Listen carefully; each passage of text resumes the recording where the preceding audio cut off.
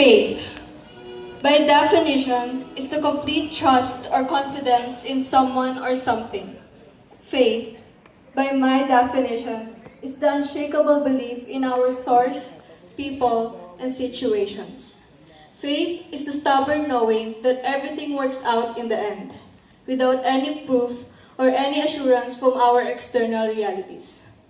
Faith is trust, and trust is a personal responsibility. Fulfilling so reflects on the world.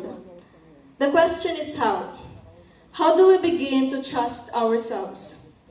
I say, look around you and realize what you were anticipating months ago is already here, and you are a big part of it.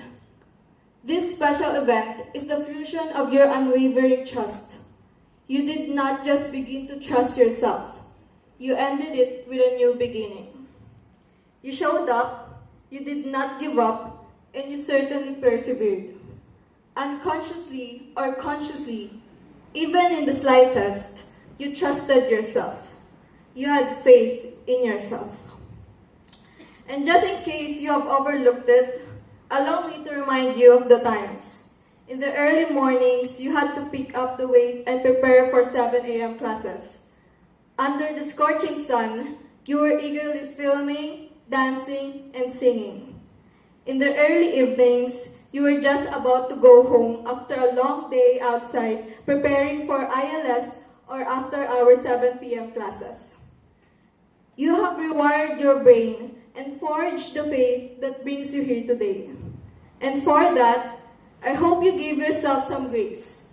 Take a deep breath and realize that this very moment is the product of your effort, determination, and commitment, which ultimately stem from trust.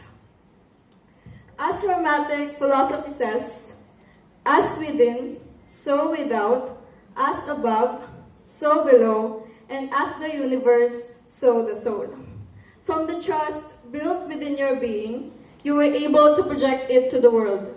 You were able to trust people, situations, and reasons. You were able to trust what you could not see. You were able to trust what you strongly believed was possible. Hindi pa man konkreto ang nakikita natin sa ating realidad at may konting pagdududa sa ating mga sarili, ay alam nating may kahihinatnan. Alam nating lahat ng ating mga ginawa at ginagawa ay magpatutunguhan. Dumaan man tayo sa sari-saring suliranin at patuloy man tayong pinagtitibay ng panahon,